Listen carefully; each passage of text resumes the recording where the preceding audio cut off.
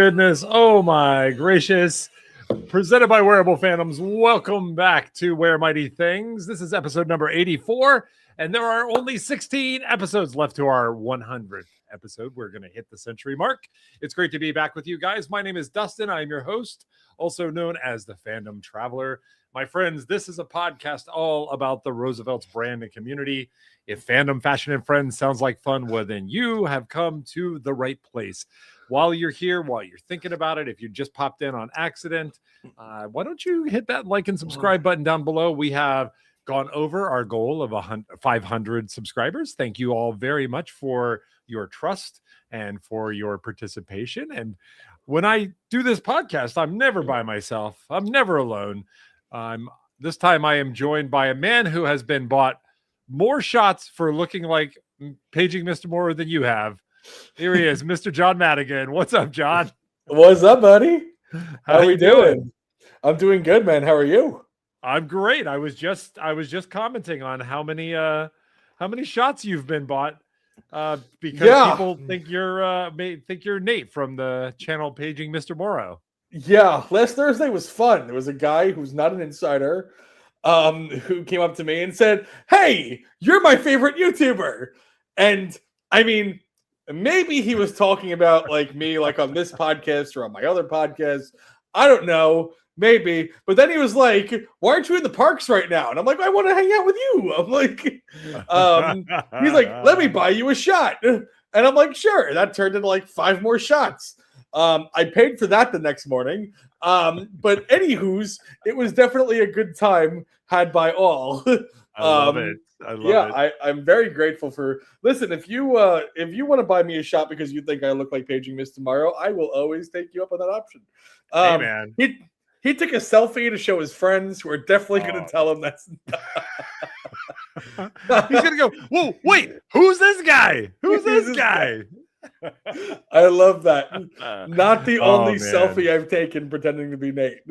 It's what, it's a very funny kind of like a flashback. Here we are, episode 84. But I think in like the early episodes before we came on the air, before we started the podcast, we would go back and forth and kind of trade our lovingly rendered impressions of Nate. Yes, we love Nate.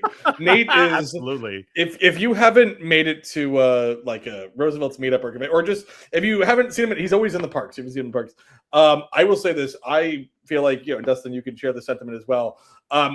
Especially through the Roosevelt's meetups and whatnot. We've spent like an extensive amount of time with Nate. And that guy is the exact same guy you see in the videos. He is the kindest, sweetest person.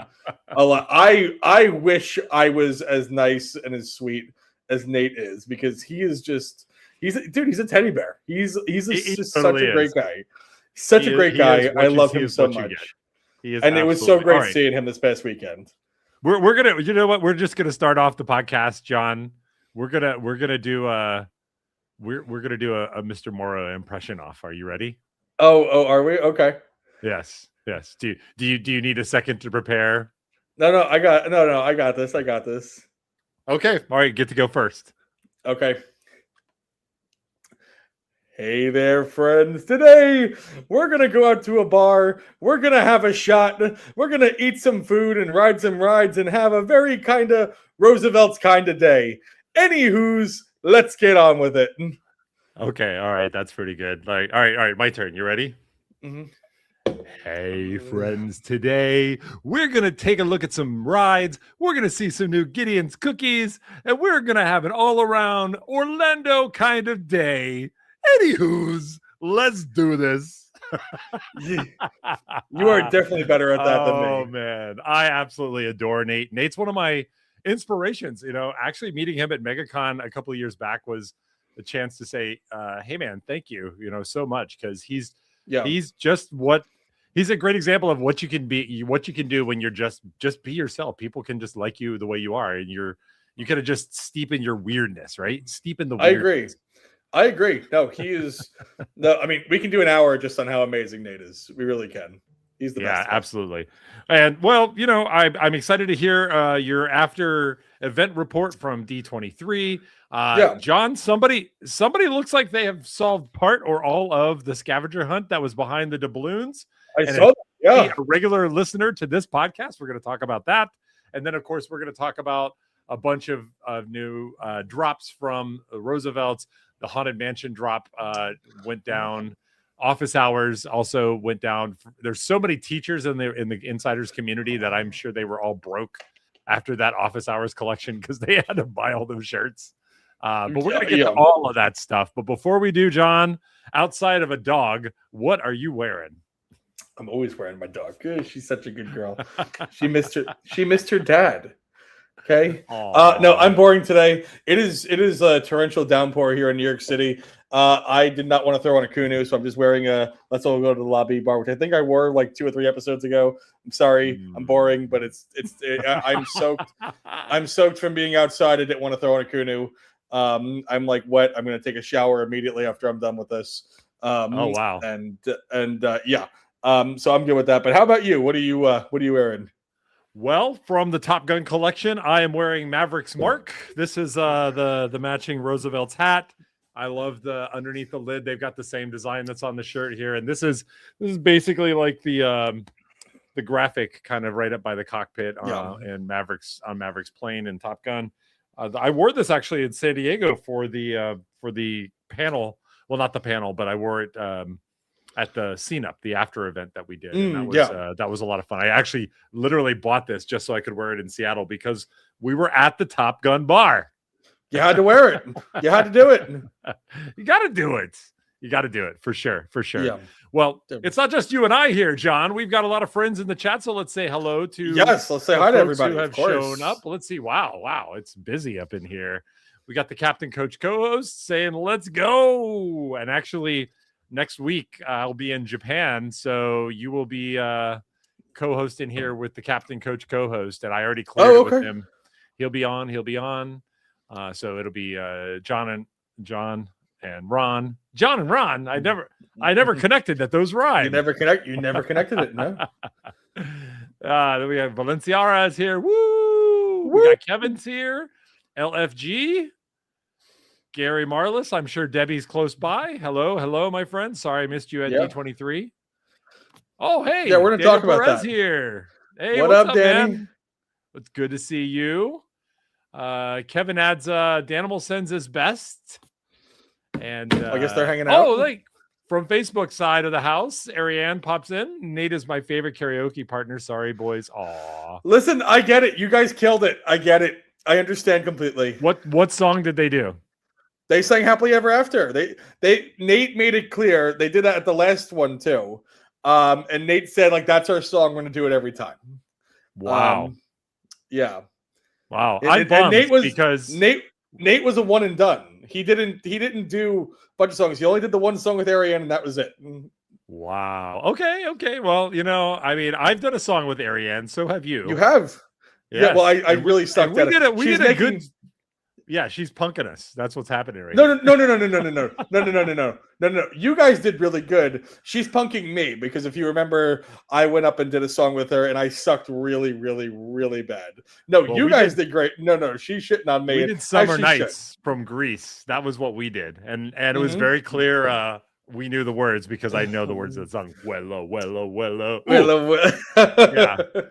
All right. Hey, Chris is back. What's up, Chris? Good to see you, my friend. Let's see. There's a lot of comments here. You are awesome as well, always, John. Too funny. Gary. I need to watch more. Kevin says we got the Anywho's down perfect. I know he's talking about me. Of course. As he should. I practiced that. I am inspired by that. I'm not in any way, shape, or form. That's all 10,000% love. Bob Griffith, hello, welcome, Bob, and Jeff's here.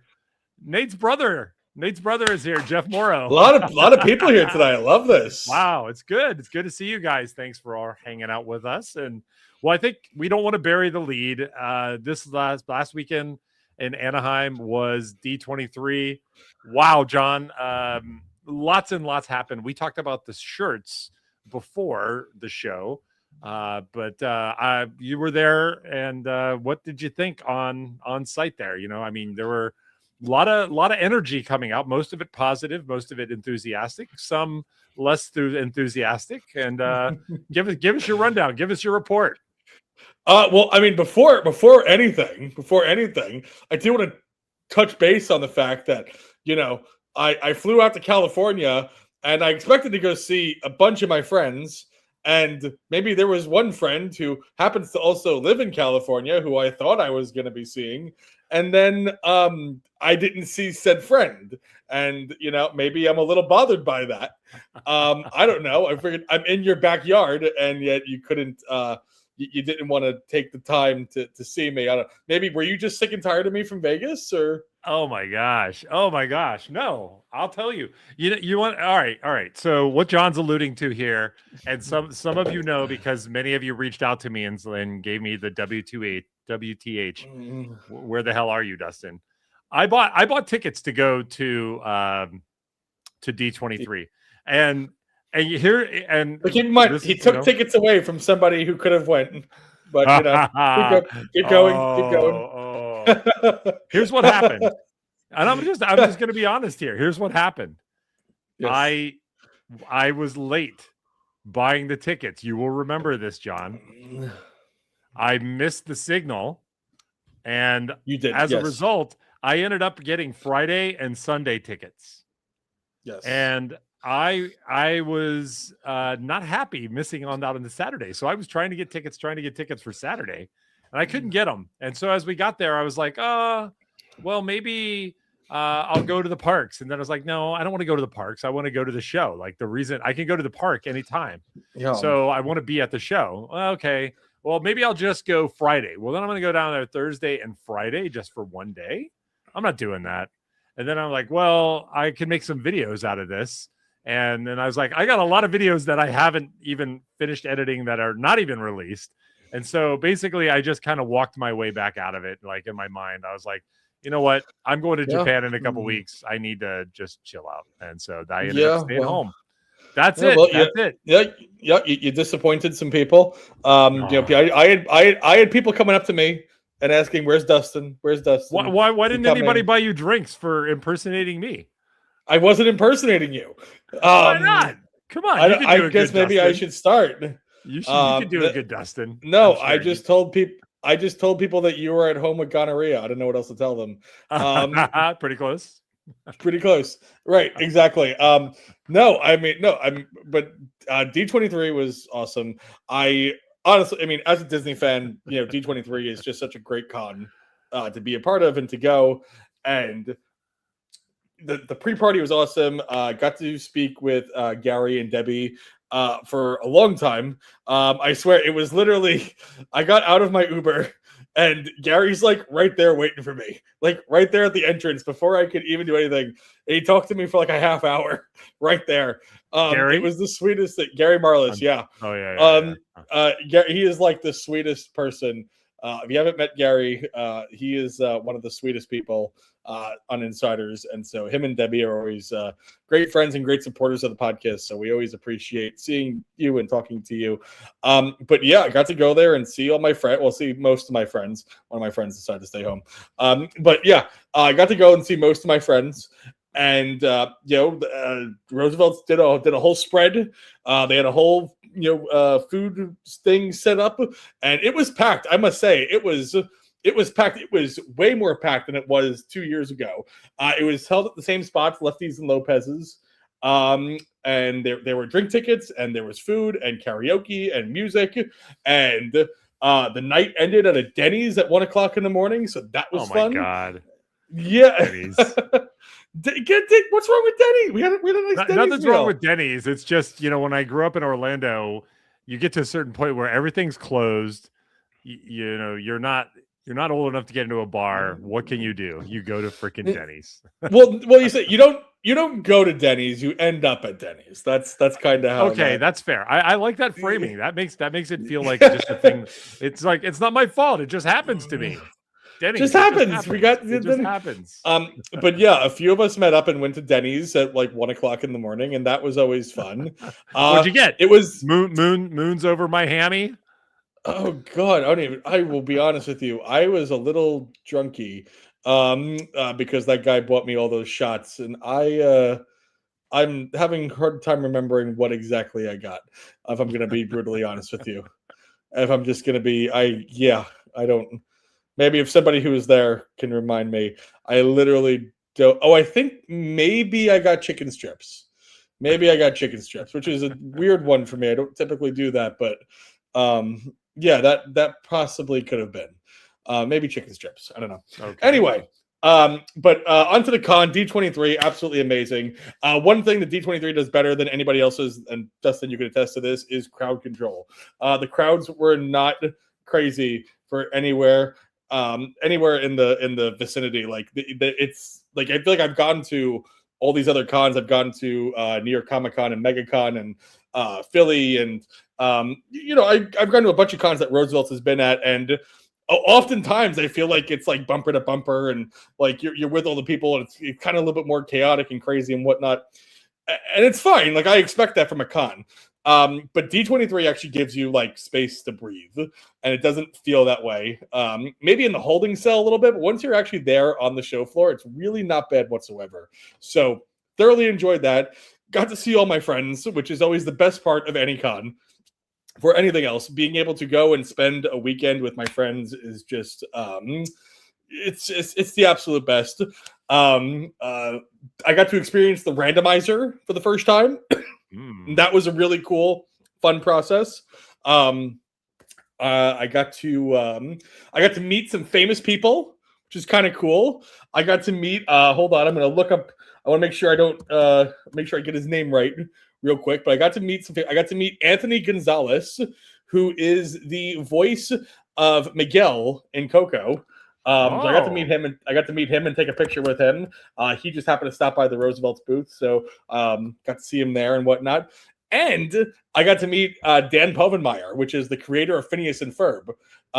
When he just happened to stop by the Roosevelt's booth, and I happened to be there, and I got a selfie with him as well. So that was actually really cool. Neither of these were like planned signings, or they just happened to come by, and they were taking a look at the shirts and whatnot. And I was able to go up and just kind of like take a selfie and not draw like a whole big crowd distraction.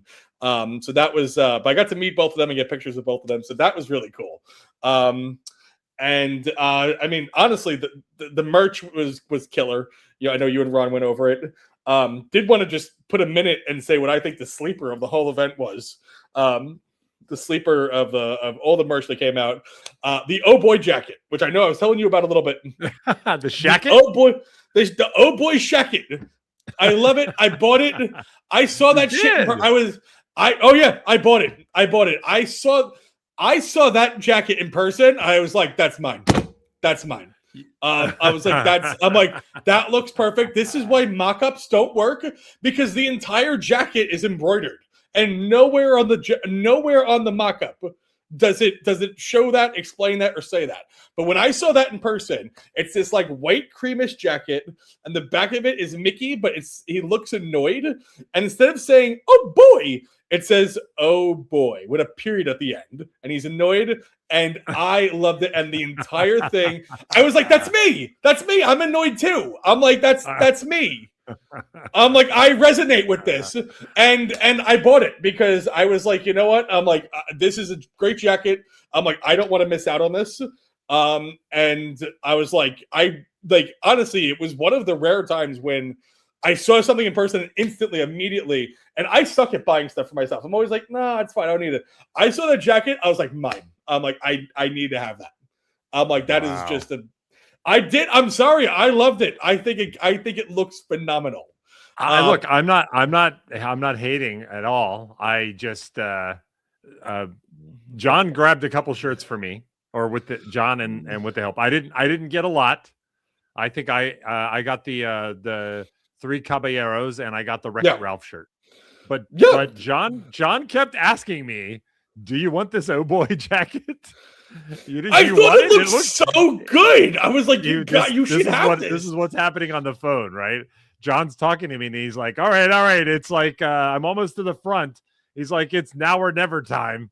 And he's like, are you sure you don't want this oh boy jacket?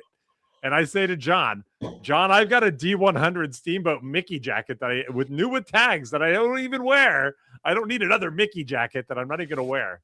So I think you do. I said no, but then, maybe I missed out here. Maybe I missed out. I think you did. But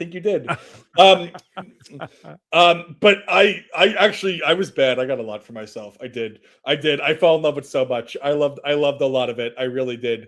Was happy to get my Trippy T hoodie. I mean, Dustin, I think you saw that immediately and you knew that was an instant purchase. Oh yeah. That was Insta Madigan. Insta buy. Instant Madigan. And what was the other instant one that you saw that you were like, John needs to have this? Well, so it was Trippy T for sure, and then I thought you might get the Myth and Magic one. That was one I thought. Dustin is a big hint. So big. Oh hint. yes, which the one canine, the dog, the canine club. Yeah. Yes. Wow. I saw that and I was like, I need that. I'm like, I need that for my pups. You're like SpongeBob with the water. I need it. I'm like, it's perfect. One thing I love about the Magic and Mythos was, I don't know if this has been pointed out on Insiders yet, but all of the characters on the Magic and Mythos shirt are the pins that they gave out. Those are the exact design of the pins on the bag, on the shirt. On the shirt, yeah. Oh, so those were individual pins, man. There's nothing. Look, the only thing that Disney nerds love more than half price Lightning Lane is pins. Is Disney pins? Yes. Yes. They were limiting the pins to 10 a day, and honestly, they were sold out of pins completely by midday Saturday. There were no pins left. There were no pins left by evening of Saturday. Nothing on Sunday. They were completely gone, and they limited it to 10 per person per day. 10 per day.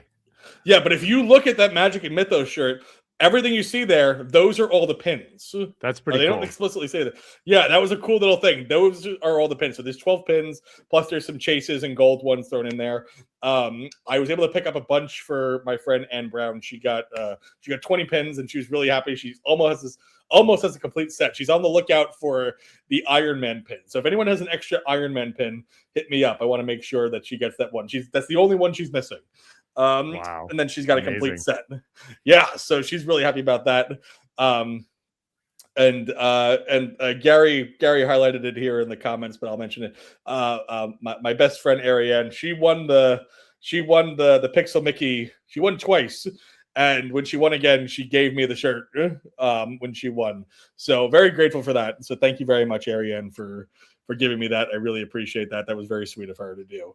So even though I didn't personally win, but she gave me her extra one. So I was really appreciative of that. And so I got a Pixel Mickey now. Yeah. I got one too.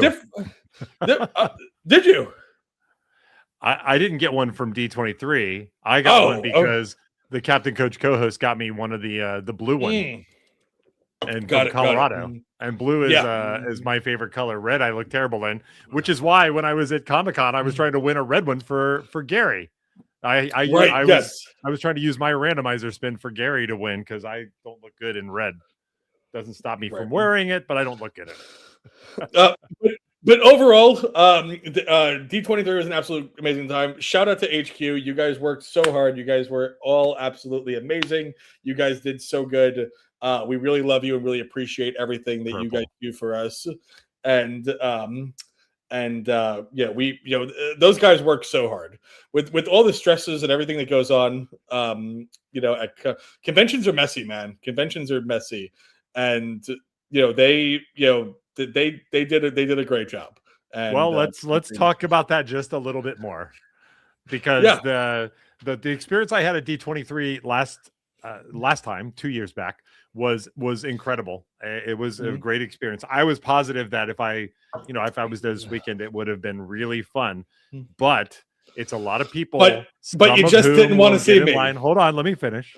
A lot of people who will get up at 3:30 in the morning, get out their lawn chairs or equivalent, go to the queue, and they'll wait for upwards of 6 to 7 hours just to be in the right line when they start letting you in.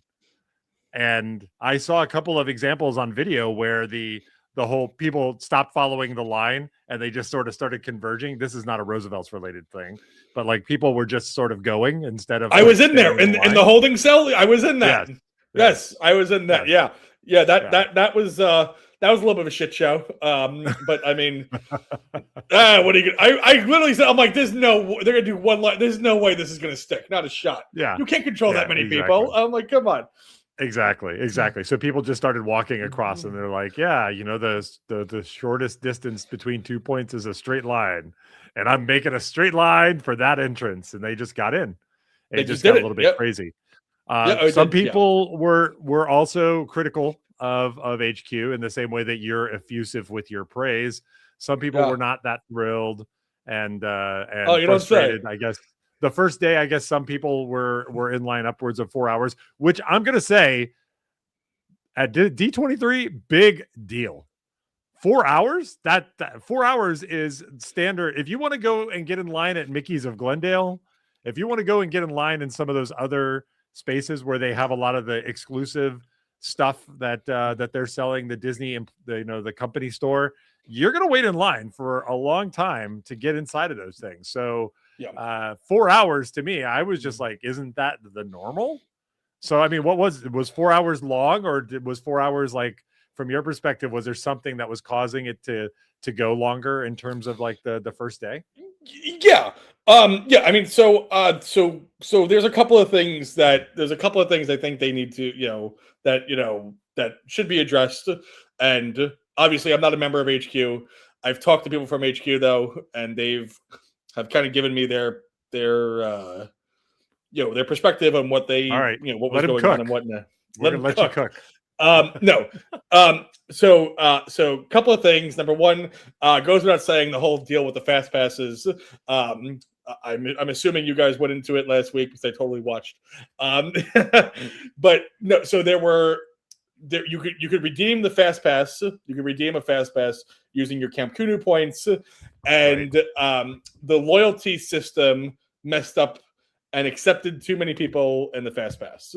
When I spoke to people of HQ, they had alerted it to the fact of supposedly there's, when I guess they couldn't handle the traffic, and when so many people go and sign on, and it's like bandwidth speeds and downloading and whatnot, what gets registered on their system and what should have gotten registered back to us, there was a faulty thing. There was an error with that. And listen, it's going to happen. I guess, it's going to happen. Mistakes happen. Systems get faulty. What can you say? Okay. Well, I'm gonna let you cook. Then I'm gonna come in and serve dessert. I'm gonna come in and serve dessert on this topic. Okay. Listen, I don't know exactly what went wrong there, but there was an issue with the loyalty program where they accepted too many fast passes. And for the people that they determined did not get it in time, your Camp Kunu points were refunded, so you got your points back, and you got a wristband in the first tier. So you're able to go straight in line with your wristband. You said to go up to Justin, give him your name, and that was it. You got a wristband right there. How many people we talking? How many people fit that issue? I don't know. I didn't get numbers. I don't know how many. I can tell you, was it hundreds of people? Was it? I don't think it was tens of people. I want to say let's say 30 or 40 people. So 30 or 40 people got wristbands in the first group because of this snafu. Yeah, and I say that just based off of guesses. Okay, yeah, that's fine. I have legitimately no clue how many people it was. So I myself was affected in that. I'd gotten a fast pass for Saturday, and they refunded it, and I got a wristband, and that was it.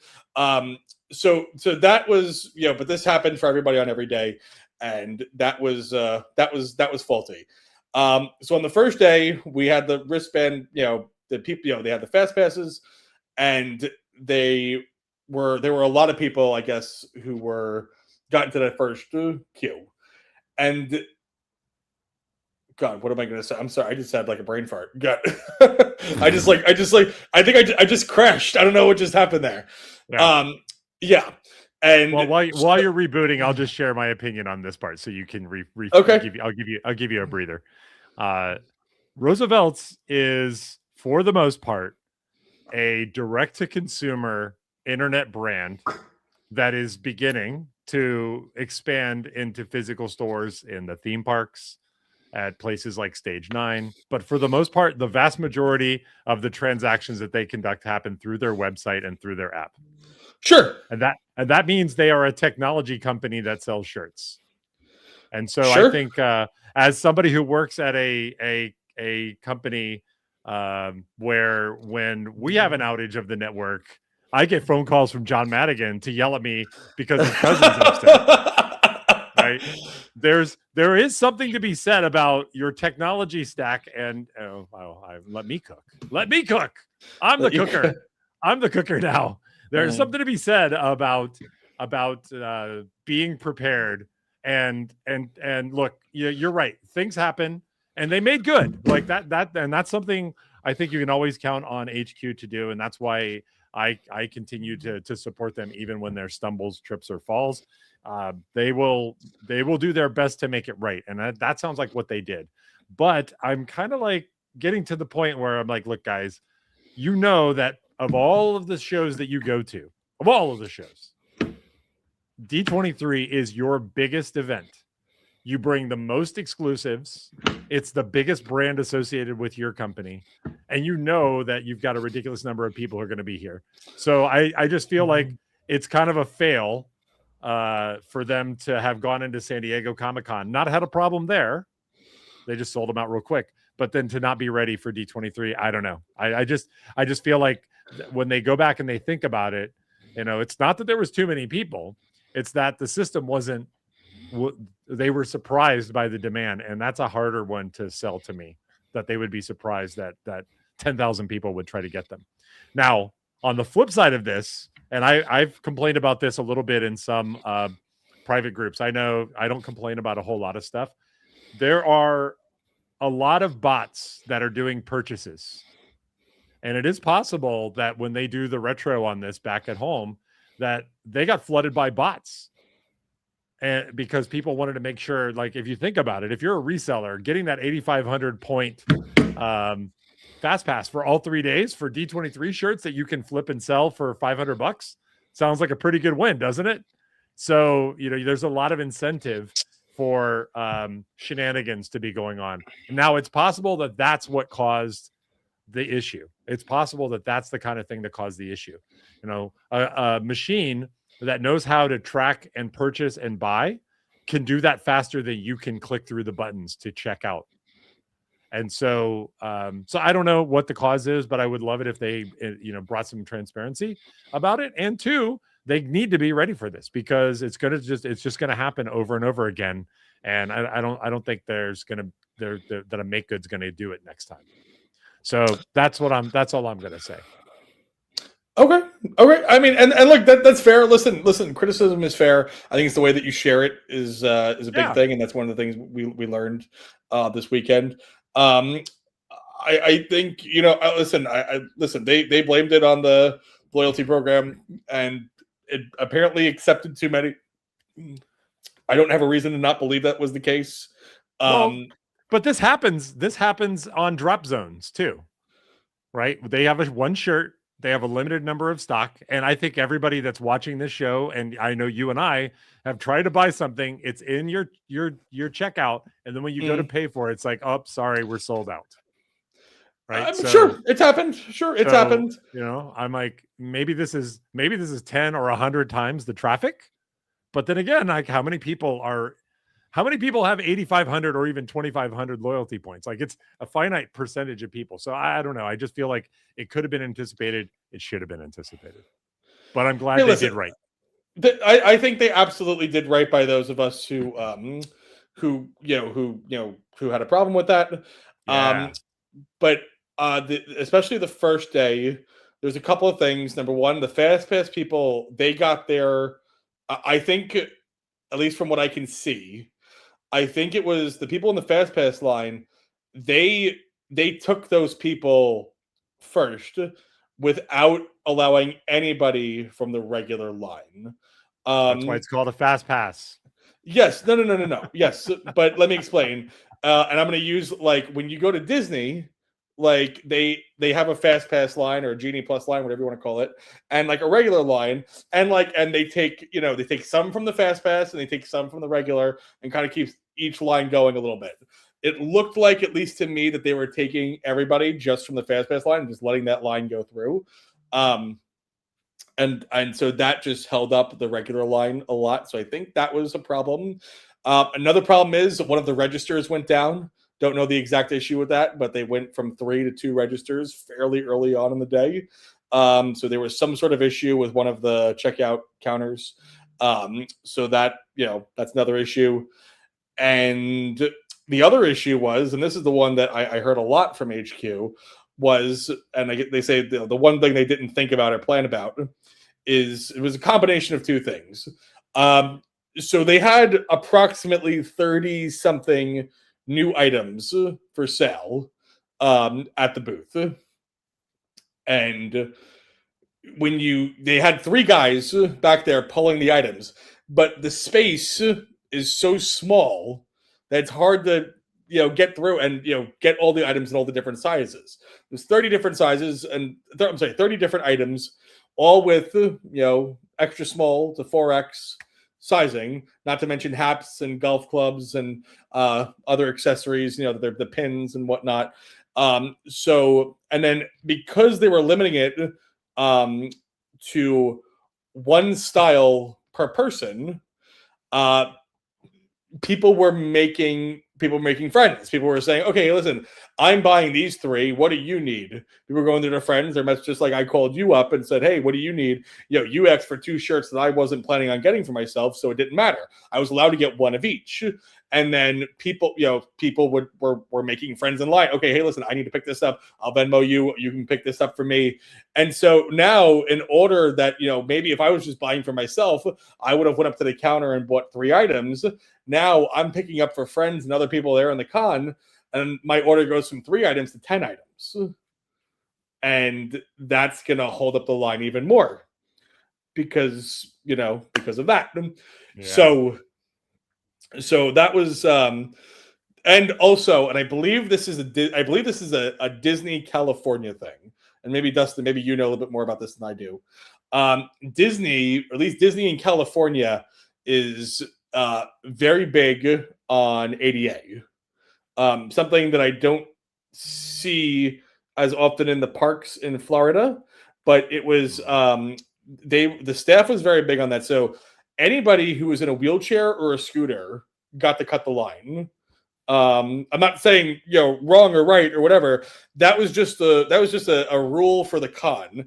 And like I know somebody who went to Disneyland and they rented a scooter, and it was the same deal. They got to go skip the line for every ride because they were in a scooter. And so I believe this is like a California thing. And so anybody who showed up in like a wheelchair or a scooter, they didn't have to wait in line at all. They got to just go and go right to the front. And they were essentially the next person in line, no matter what. And some people had a problem with that. But that I saw that happen every day. And it's fun. What I didn't see, what I saw other people commenting, I did not see at all, is I didn't see anybody from HQ allowing anybody in the back or just allowing people to walk up to the front, people who are like known insiders or whatever that, whatever you want to call it or whatnot. What I think people saw, and people who are not, I want to say, like common insiders who show up to a lot of events and whatnot. Right. Listen, when it comes to people like, John, Scotty, DTH, Rob Mayers, these people that we see at every single con, a lot of us feel close to them and simply want to go up and say hi and go say hi to their friends and whatnot. So I did see a lot of people going up to these people and whatnot, and giving a hug and whatnot and being like that. not actually buying anything because you had to go online to buy it, but you would people go up and say hi to their people that they see, I'm that guy. I'm absolutely that guy. I'm not standing in line, but I'll come say hello and stand nearby. Right, exactly. And I think people saw that and mistook that for something that it wasn't. I see. Well, they were probably already on edge. Why? Because they got up at 4:30 in the morning to stand outside of the Anaheim Convention Center. Yeah. Right, exactly. Wow. Yeah, there's a couple of just quick thoughts, and it's not so much that it's a California thing, but this is also true for San Diego Comic-Con. You're not required to provide medical documentation or a doctor's note or anything to prove a disability or qualify for ADA accommodations.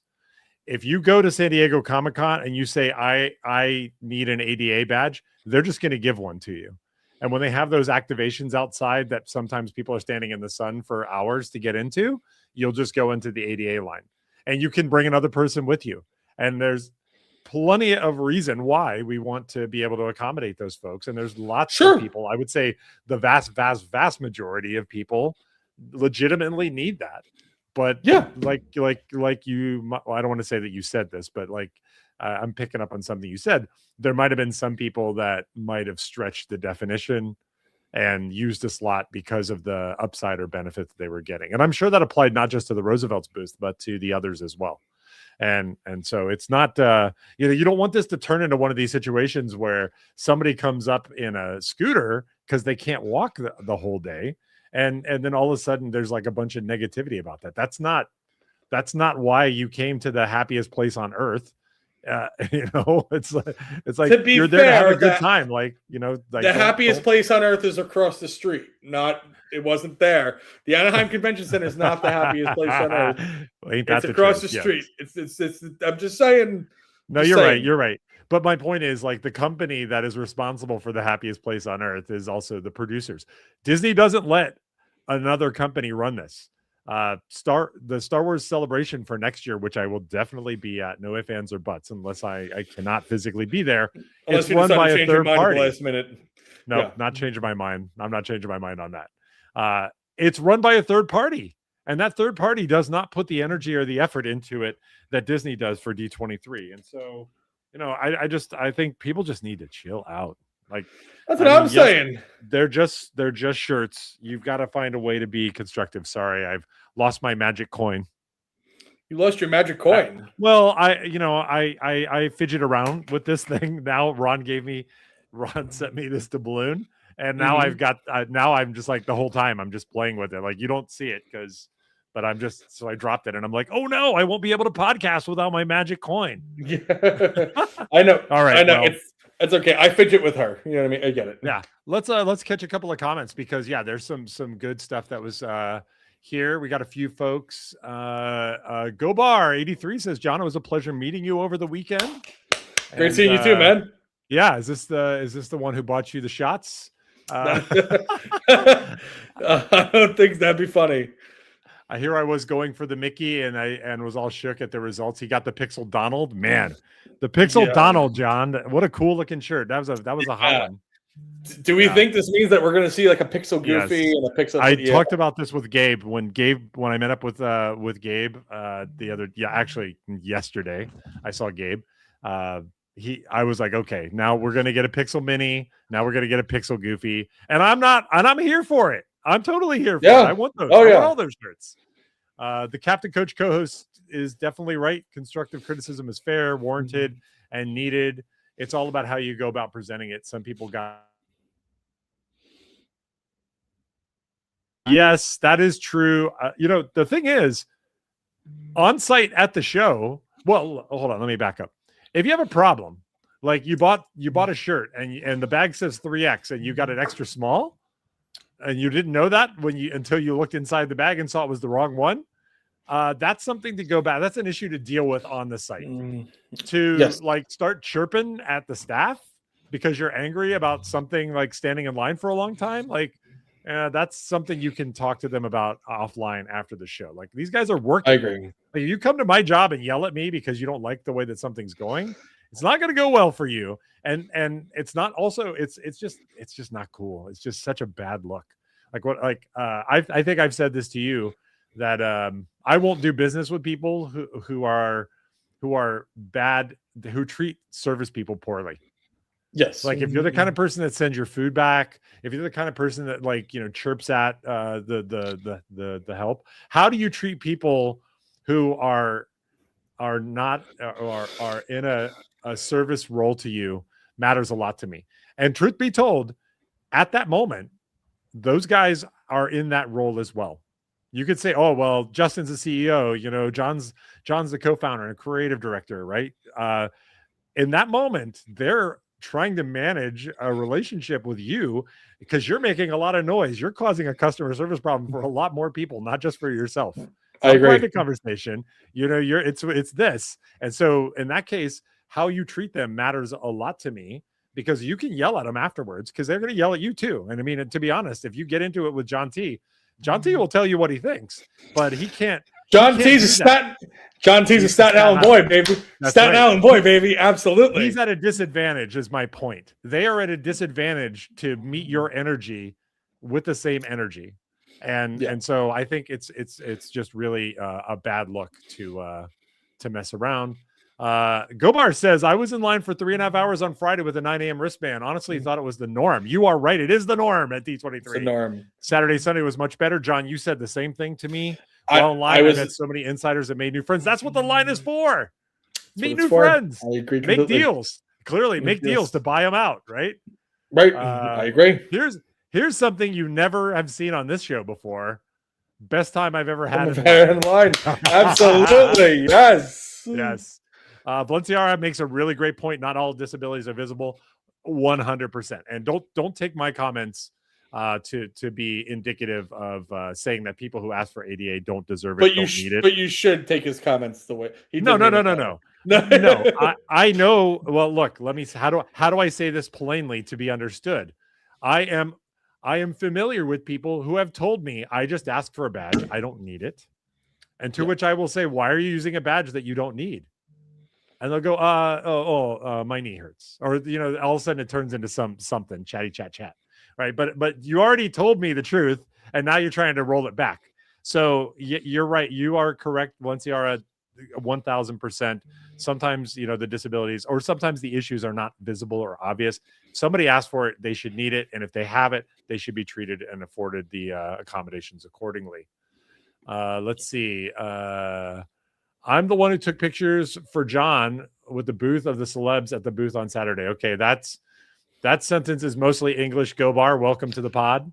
But I get, you're the one who took the picture of John at the celebs with the celebs at the booth. Got it. Yes. As per usual, John. Yes. He totally redeemed himself. I'm the guy who took pictures for John with his phone with Dan Povemeyer and Anthony Gonzalez at the booth Saturday. Thank you for that cleanup. Yes. Thank you. Yes. And as per usual, John is out hunting celebrities no matter where he goes. Of course. And next time anyone here meets John in person, pick a random celebrity's name that's alive and that has been famous since John's been alive. And John is now 31 years old, I think. And if it's somebody who's been alive in the last 30 years and famous in the last 30 years, it is not a question of if, but how long does it take him to look through his camera roll to produce a photo of himself and that celebrity? I'm just saying. Check my math, people. Ron says, we're very fortunate to have a direct connection with the leaders of this company. What other companies do you have that type of access? What other companies do this? Now, that's the inverse.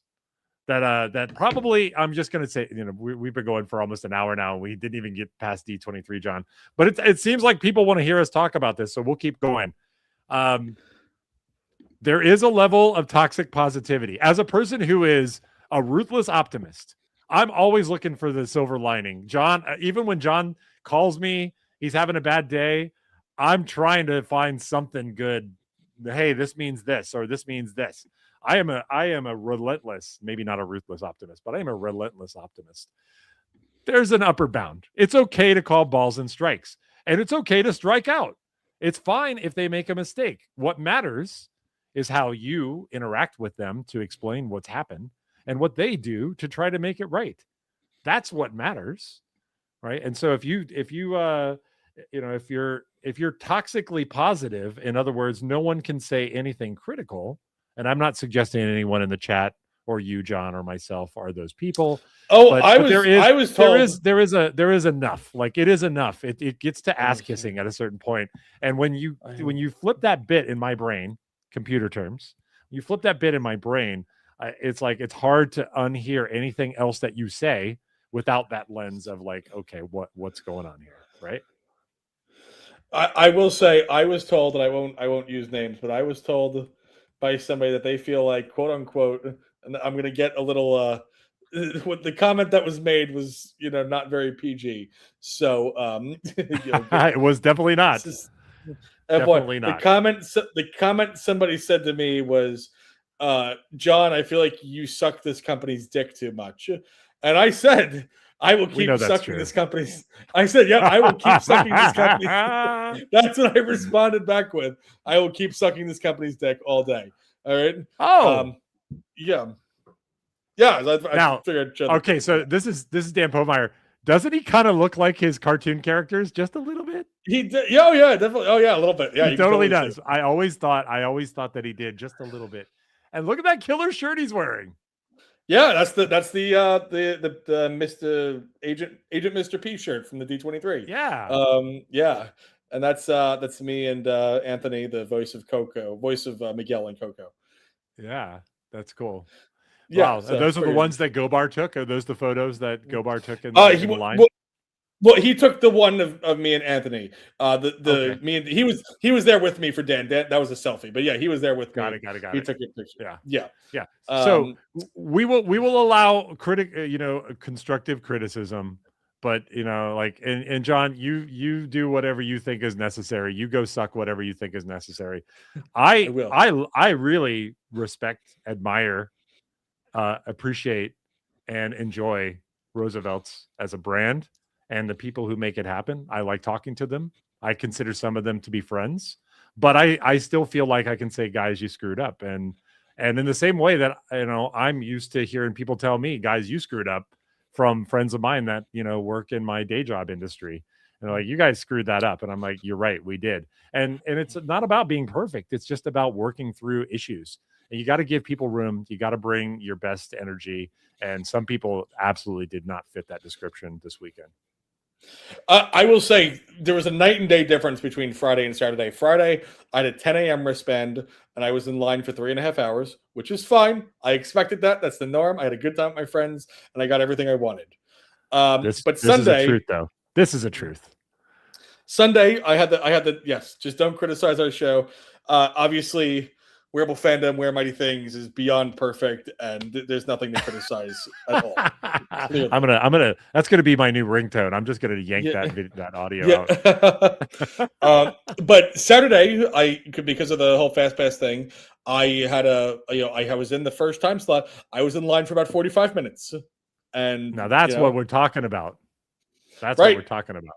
And there were different exclusives every day. It wasn't as if there was no reason to come back the next day. Correct. Right? So yeah, there were multiple exclusives every day. So why were you able to get through with just 45? What was different about day one versus day two? They handed out less wristbands based on the response of Friday and how crazy it was. The next day, when it came time to hand out the wristbands, they handed out less so that everybody in line wouldn't be waiting as long. Yeah, totally. Gobar is chatty, and I appreciate you, my friend. I'm glad, I'm glad. I want to meet you as well. So this is a conversation that they had with Scotty, John, Justin. Said they all screwed up with things, which I thought was cool to accept their response. They're just guys. They're just people, and so and they always do their best to make things right, and sometimes they can't. Have you ever wanted to fix something and you just couldn't because it was unfixable? Sometimes there's things that are beyond your control. My entire life. My entire my entire life. Yeah. Amber says Roosevelt's is scaling fast. There's going to be growing pains 1,000%.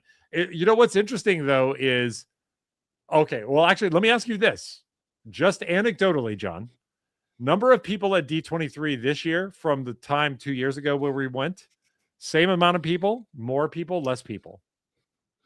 At D20, I mean, D23 is sold out both years. I mean, so I would say it's the same amount of people. Yeah. So same amount of people total for D23. Okay. Now people standing in line for Roosevelt's. Same amount of people, more or 100%, less. 100% more. By 100%. What? By factor of 2? Factor of 3? No, by a lot. When I saw they had the whole entire line filled, and then the standby line, because they literally filled up all the spot in the booth. Which, by the way, fun little fact: the space that you had to wait in line for the booth was bigger than the actual booth itself. They actually had more. They had more space allocated for the line for the booth than the actual booth itself. Which I think is interesting. When we had the entire thing filled, and it just kept going. Honestly, like, and you've seen this at other cons. This was the real teller for me. This was the real thing for me. Sunday was the fact that we still had a full line on Sunday, when usually Sunday's like the slowest day for Roosevelt at any con, at any convention. Right. Yes. The fact that we still had a full line basically all day on Sunday spoke volumes to the amount of people who are actually coming. And I don't know if necessarily that means insiders or Disney flippers and resellers who are just becoming more aware of the brand and whatnot. Like, I don't know what that means. You know, I'm not so into that world where I know any of that, but I can tell you there were a shit ton of people going to the Roosevelt booth, way more than last year. The brand is growing. The people who know about the brand, regardless if you're going to be an insider or somebody who's going to come to all the cons and whatnot, Roosevelt's is growing. The people that are going to the booth and buying the shirts online are growing, so much so that Justin even said in his post that insiders is now considered like a small part of who their sales go to. That should always have been true. that should all. And where did he say this? On a post that we're not going to show here, but I'll show you the comment he had written that on. He had wrote a long comment in regards to some drama that was going on in the insiders group. But yeah, he had mentioned that. Yeah. Yes. So insiders is growing a lot, and it's guys, it's only going to get worse. Inside, I mean, listen, Roosevelt's is going to do great. Roosevelt's is great, but the line is going to be worse. The line is going to, and listen, they're going to find. I think one thing to remember is that when they do the fast passes and they're doing this stuff, this is what I consider that stuff. Truthfully, when they're doing and they're letting us know about the information on field notes and all that stuff. They're doing that to let us know, to let the dedicated people who go and show up at all the cons and whatnot, in comparison to the Disney resellers and whatnot who are going to show up. I feel like they do that stuff to let us know, to give us the heads up so that we can be a part of it and give us the edge on it. And I think that's what's really cool about being an insider. After making cool friends and people that you might have not. Right. No, I'm saying yes. There's a million amazing reasons as to why it's cool to be in it. Yes. Well, I think there's $70 in a Kunu worth of reasons for sure. Yeah. But yeah, it's I am very curious to see that. But you're right. They're growing, and I just we should be happy for them that they are growing. But and some people are going to take it harder than others. How the relationship changes over time between the people who are the insiders and the people who are the mainstreamers, if you want to say that. Like we should not be the people who are buying the most. Never should that be true. And I've said on this podcast, they go to cons to find new fans, and it's a marketing activity that pays for itself. Hopefully. hopefully it pays for all the people, all the shirts they print up, this booth space, the travel, the per diem, all the meals, all the stuff that they do extra. And it looks like it's a marketing investment that they make over and over again. And all those people, I mean, think about it. Do you think John T's got more important things to do back in New Jersey? But there he is trying to, be the face and out there trying to help make connections with people. So, it's just if you're frustrated with the way it is now, it's not just that the lines are going to get longer, the faces are going to change, and they're already starting to change. I noticed this at San Diego Comic-Con, a bunch of people I've never seen before on the staff, and that's fine. I don't need to be the staff's friend. There's people, I want to give Justin and DTH a hard time. I want to say hi to Rob. If John's there, I want to say hi to him. I'm not close with Justin. I'll say hi to him, but I'm not like buddy pal friend like you are. I'm not, it's only going to get worse from here, friends. It's just going to keep changing, and that'll be a signal that they're growing, and let's be happy for them. If you ever thought that they were friendly, or people that you'd like to have as friends, let's be happy for them that things are going. Let's give them constructive feedback, but let's root for them. I'm rooting for them. I'm always rooting for them. I agree. So, yeah. All right. Well, let's see. There's a couple of thoughts here. Yeah. Gobar says, I don't know about 2024, but the last time I was there in 2022, I could walk up midday, grab my shirts. Yeah, that was probably like a Grogu snacks kind of day. Yes. Where you get Grogu snacks on Sunday. No way now, right? Those days are long gone. Right. Of course. Valenciara says, I saw a name on those posts I swear I've never seen before.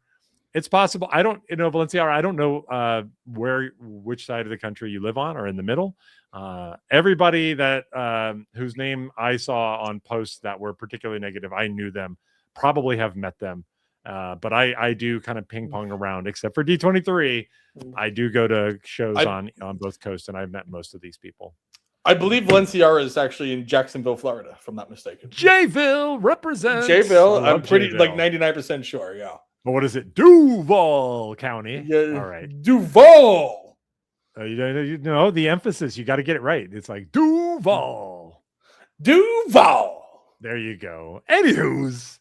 Insiders is nearly up to 44K members now. Just feel small because there are like 500 or so members. Yes, that's exactly right. It's exactly right. You have a group with 44,000 members. And all you need to know that this is true is look at the number of comments and responses on a typical highly reviewed or reacted to post. You'll get one where it'll get 100 or a couple hundred. That tells you that the vast, vast, vast majority of members are not active. I am watching YouTube analytics all of the time. And when you post a video and you've got 10,000 members or subscribers and you get 15 thumbs up and 100 views, what you have is a very inactive viewer base, right? Don't be an inactive viewer base to Wearable Fandom. Like and subscribe and come back and join us here every Thursday, 5 p.m. Pacific, 8 p.m. on the East Coast. Oh, wow. Gobar's jamming and talking. Justin told me transactions were down 100%, but their sales were up 300%. That means the individual purchase was on a individual people bought more. Fewer people bought a lot more, which is crazy. And that's on Friday. Justin, by the way, Justin Gobar is one of the people that solved the mystery, the Camp Kuno mystery. We're coming to that. We're coming to that. We're coming to that. I've literally got it sitting on this screen up here, Justin. So don't sweat it. Don't sweat. Hey, it's not long. We're hanging with friends, right? This is what it's all about. Yes. Fandom, fashion, and friends. And okay, Valenciara says she is from Florida. I don't know if she's agreeing or telling me that she's like, Duval, you both got it wrong. You're killing me. Smalls. Nothing small about John and I. Cali Rez, what's up, my brother? Socio. That's Gabe right there. Stuck in traffic. I know the traffic was so bad. I had to don't tell anybody, John. I had to sneak out of work early. My boss was in a workshop, and I was like, I got to get back. You know why I had to get back? Wear Mighty Things. Wear Mighty Things, baby. All right. I'm that guy, says Justin, and that's exactly what I want to pivot to because Anthony De Filippo. It's a ship, not a boat. Anthony is the way we know. He likes to be here. called Flip. He likes to be called Flip. Okay, well, that's not okay. Okay, we'll call him Anthony Flip. They figured it out. They did. And I love it. I absolutely love it. So they Sheriff Rob signed this, and on August 17th, through I love the words. It says, through careful examination of the evidence, relentless pursuit of the clues, and first-rate detective work, have successfully crapped. You crapped it. The Camp Kuno treasure uncaged cipher. You kept your heads, you trusted your instincts, and saw the case through on the end. On behalf of this camp, I commend each of you for your job well done. The cipher is cracked. The case is closed. Outstanding work, inspectors. This is the victors of Horrorland Grail. And now this is just the certificate, but when they kind of showed a lot of the work that they did to break this apart and how it ends up in this like ridiculous book 16 of R.L. Stein's Goosebumps, Ermagerd Goosebumps, and how they had to order it off the internet. I love this story. I absolutely love it. So super kudos to you, Justin. Super kudos to my man, Anthony Flip, or should I call him Tony the Flippa? Nah, he's a good guy. He's a good guy. It is so good. I love it. And I also love, it looks like you guys use some AI to kind of put yourself in a photo here. I don't know. Or maybe this is just a filter. All I know is, holy crap, what a chase. What a treasure chase. Great job. Hey, look, they did a great job. So happy for them. That's amazing. Now we got to ask, this is the thing we have to ask is, what's the prize? Justin, what's the prize? I mean, can you tell us what the prize is? Do you know what the prize is? There a prize? Like, what's the prize? I'm surprised with the prize. I mean, I don't know if they're allowed to say. I mean, I'd be interested. Hopefully he responds in the chat. I'd love to know. I will say, I don't know. Part of this was. We got Anthony. Oh, Anthony's in here. Anthony's in here. Oh, snap. I finally solved it on the flight leaving D23. Okay. All right. I love this. Imagine this.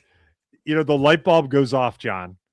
And you solve the answer to the ultimate question of life, the universe, and everything, which we all know the answer is 42. No, 42.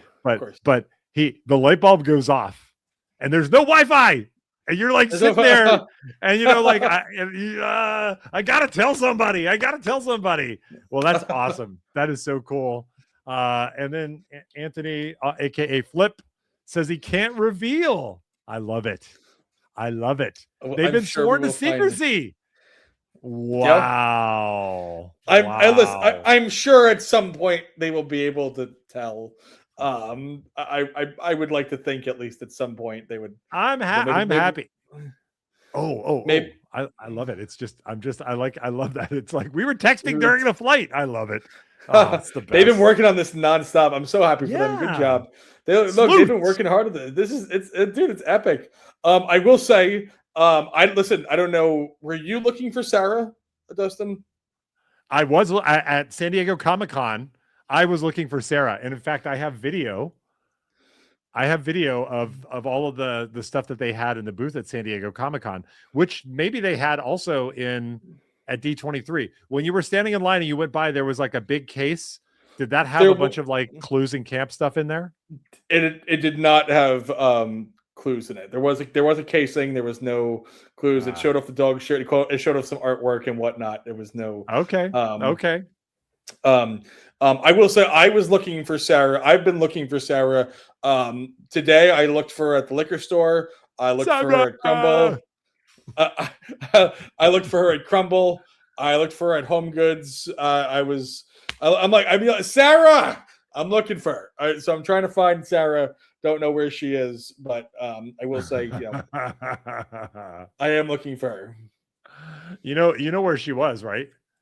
Where was she? I know she was at Ralph's famous Italian ices. That's where you go. If you went for a water ice, you would have found her. I love it. Well, I think we're gonna do something that we haven't never done.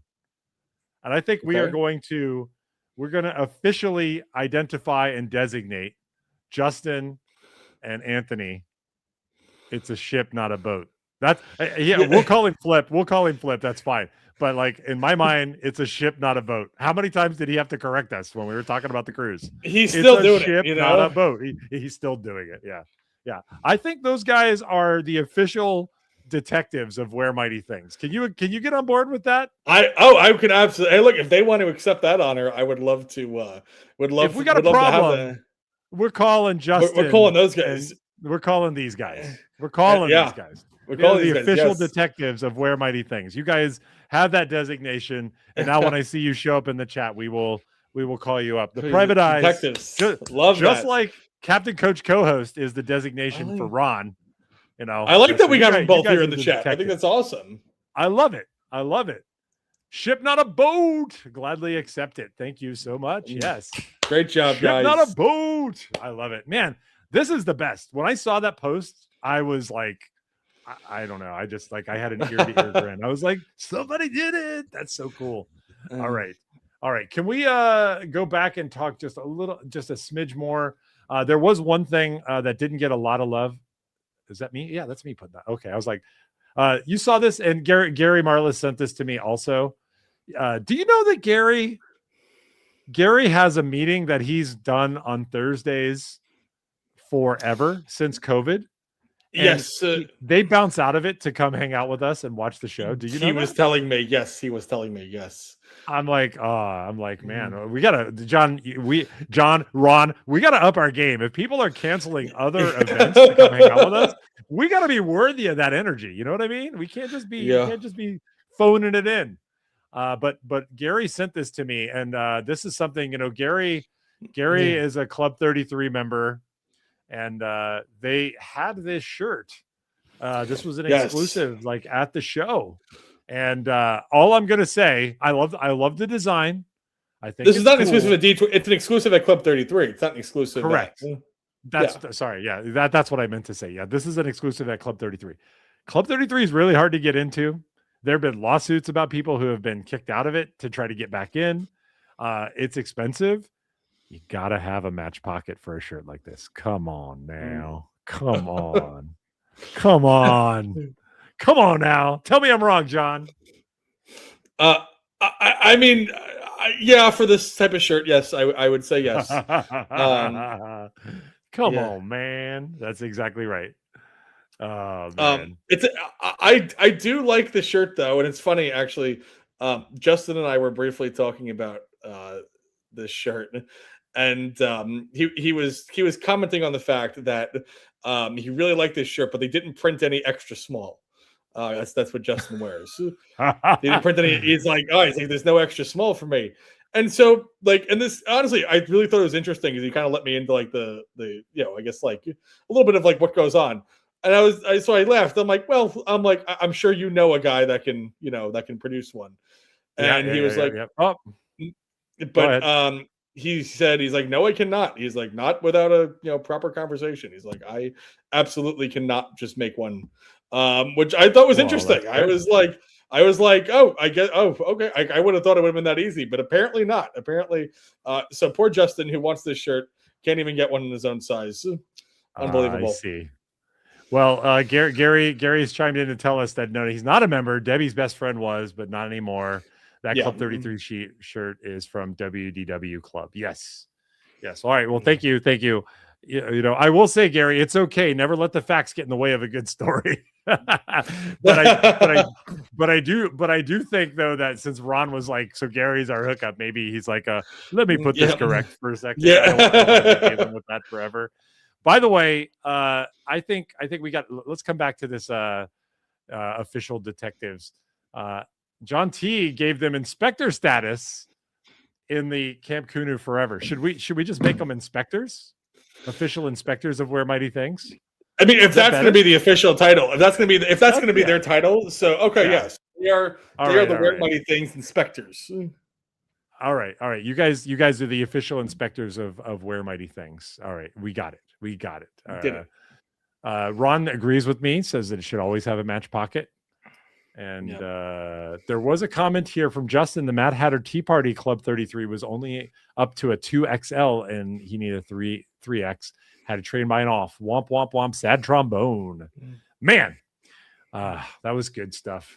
Well, thank you. And thank you for sharing that with me, Gary. Gary also sent me a bunch of other pins and stuff like that that they had, especially some of those Club 33 pins that were limited edition. People go nuts for this stuff. Yeah. What's the cool? All right. Now, outside of Roosevelt's, what's the coolest thing? I can't, we're ping-ponging around now. We're in uncharted waters here. Okay. Once we get past an hour, it gets a little crazy. What was the coolest thing that you saw overall at D23, John? Excluding in terms of something you can buy. Something you can buy. Yes. Okay. Yes. I think we're going to say the same thing. All right. Okay. I don't think we are, because you never believe me when we do say the same thing. It's like, what? No, I don't think we are at all. Write it down. You're not going to. No, you're not going to. No, I took a picture of it. Actually, I'm gonna airdrop it and put it in the thing, because I really wanted it, and it was like a stupid amount of money. But it was something I would have loved to own. So that's why I know we're not gonna say the same thing. You're probably gonna say the seatbelt thing from Soren, which frankly I think is no, which I think it was. Come on, I took a picture. What they were selling seatbelts from Soren? They're selling a bag that is made out of recycled seatbelts from Soren that everybody went nuts for. Oh, okay. Everybody went nuts. Oh, right. I saw a picture of Nate with that. Yeah, it's a cool. That's cool. People went nuts for. No, mine was a stat. So I don't have the money to buy statues, but like I really like statues, and I saw the statue for sale, and I had to take a picture of it because I loved it so much. All right. Well, while you're doing that, I'm gonna show people this bag. Yeah, this is the Soren bag that John's talking about. It's got the clasp there. It's basically what that is woven seat belts that are then sewn together at the top. Now, it says it was made from the ride seat belts, and it's got that cool thing. It's pretty cool. Like, I'm not gonna lie, I don't need it, I don't want it, but I do like that. And they're going for like $5,000 on eBay. So not that. If it was legitimately made of seatbelts from the Soren ride, I mean, look, I seriously, that's what they're saying. Yes. Okay. Well, I seriously gave consideration to buying a monorail door from Stage 9, and that was $8,000. And I'm not even a Disney adult. I don't consider myself a Disney adult. I'm a big fan, but I almost bought that monorail door because it's so freaking cool. Wow. All right, let's see what you got. Okay. Beautiful. Oh my gosh. I thought that was such a beautiful statue that I would have absolutely loved to. It looked so good. I was like, God, I'm like, I would love to own that statue. I'm like, I thought that was a really, really nice looking statue. I would have loved to own that. Well, that's not what I thought you were going to say. You want to know what I thought you were going to say? Tell me. All right, hold on. I got to switch now. Got to switch. Turn off the audio. I thought you were going to say one of these animatronic Ewoks. Oh, yes. They were expensive though. So that statue of Walt and Mickey is pretty expensive. That's true. Yeah, it's expensive. Yeah. No, this was adorable. Yes. Yeah. I wanted to see your dogs tear this up. My dogs would. That's true. My dogs would kill that. Yeah. No, I agree. It's so funny. Yeah, people in the chat are saying, the Walt fig is $1,200. Yeah. Flenciar says, yes, that is a cute bag. And man, there was a black and white Spider-Man figure from McFarlane. That was cool. The Figment album. There's a lot of good stuff there, for sure. Yeah. Man. Well, it's good stuff. It's good times. All right. Yeah. Let's. One other thing I wanted to talk about, because we have the Warp Tour is on, and there's a lot of cool stuff going on. But the Warp Tour is headed to Montreal. And yes. Our good buddy Rohit, one of my favorite insiders, basically showed us the official Dare Mighty merch. Yes, Osur en grand merchandise officiel Dare Mighty merch. And you can see they had this killer. So they've got one of those work shirts, but look at the back here. Right. Yeah. It's first of all, it's got Parc Jean Drapeau Montreal. Yeah, they don't say the T in Montreal. It's Montreal. And there's got a cool hockey player there. I think that's pretty cool. So that's like the location of the Warp Tour, Warp Montreal. And then they have this cool hockey shirt. Man. So the challenge here is, and it makes sense. These are all Montreal Canadiens inspired jerseys. This is like the home and away jerseys for the Canadiens. So the Habs are that's the team. I can't wear a shirt that has the Montreal Canadiens on there. Rohit actually lives in Toronto. I don't know if you know that, but he's a Montreal fan. And next time I get back north of the border, he and I have a date to go see a hockey game. Nice. In Montreal. Yes. Very nice. I love that. Yes. Rohit is great people. I wish I saw more of him. 100%. Yeah. Maybe we'll see him in New York. He was there last year. Really cool guy. Are you guys going to Warped Orlando? John, anything to say about this? So I'm actually considering it. Only because things just kind of fall in line. I'm actually going on a cruise that leaves from Orlando in November, the day after Warped Tour. So I'm already have to be in Florida. So it would be pretty easy for me to just fly in a day early, which, as I know you were making fun of me for, Dustin, as I don't allow a delay. I don't allow a flight delay to stop me from any fun plans. I already have to be in Florida, so I fly in for the day, go to Warped Tour, and then the next day I go on my cruise. So, I would say there's a strong part of me that wants to go. Strong part of me that's going on the to the Warped Tour. That's cool. What about you? Any interest? Any possibilities for you? Hell no. Hell no. Let me see who's playing. I don't even know who's playing. I'm like just looking through here. Bowling for Soup. I'm like, okay. I'm like, no, don't care. Nope. Hoobastank. Okay, kind of cool. Insane Clown Posse. Jimmy Eat World. I think they just agreed that everybody would get literally the exact same. They would get the exact same billing. Font. Yeah. Like, look, everyone, we're all here on the show. And I'm like, what? So you've got to get in there and see Simple Plans in here. 303 is that you got to read it. Dance Gavin Dance. Third Eye Blind. That's a San Francisco band. That was a cool. Third Eye Blind is kind of like over and they're not great live, but they were pretty awesome for a while. Newfound Glory in here. Yeah. Jimmy Eat World. Save Ferris. I didn't know they were still touring. Real Big Fish, also very big in Florida. The thing that is the most interesting to me about this is the Camping World Stadium campus. That's where they're doing this thing. And look, Roosevelt's is actually on the bill here. It's like on the flyer. Yes, which is kind of cool. So a lot of you guys know that I grew up in Orlando. So this place, the Camping World Stadium campus, I've been there so many times, John. It used to be called the Tangerine Bowl. For a while it was called the Tangerine Bowl. It's in downtown Orlando. Let's see what else. It used to be called the Citrus Bowl. For the longest time, it was the Citrus Bowl. This is where we used to go to watch the Orlando Renegades, which was like the United States Football League. It was like one of the early competitors. My mom worked at the Jewett Orthopedic Clinic in Winter Park in Orlando, and they were the orthopedic support team for the football players. So she would get free tickets, and we would go watch the Renegades play.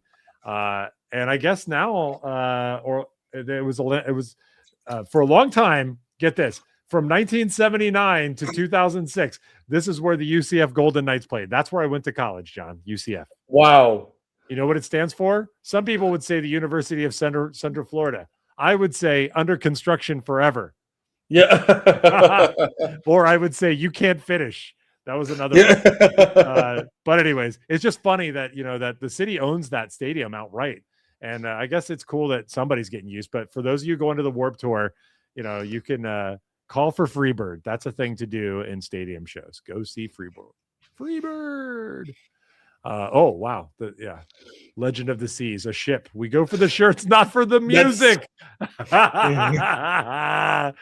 Well said, Inspector. Well said. Hoobastank. And the reason is you. Reason is you. Never been to a Warp show. Look, it's going to be a good time. Have a good time. Like, I don't want to yuck your yum. They're redoing that stadium as the Jags will play there next year. Are the Jags getting a new stadium? Valenciara, is that true? The Jags are getting a new stadium and they're going to play in Borlando? Oh, yeah. Oh my gosh. That's going to be, wow, what a boon to downtown Orlando. This is not in a good neighborhood, by the way. This stadium is not in a place. This is not in a place where you want to hang out. My favorite funny thing about this, one last little story about the former Tangerine Bowl / Citrus Bowl. This is where they have the monster trucks. Whenever the monster trucks come to you, Grave Digger, it's the Citrus Bowl. Yeah. Sunday.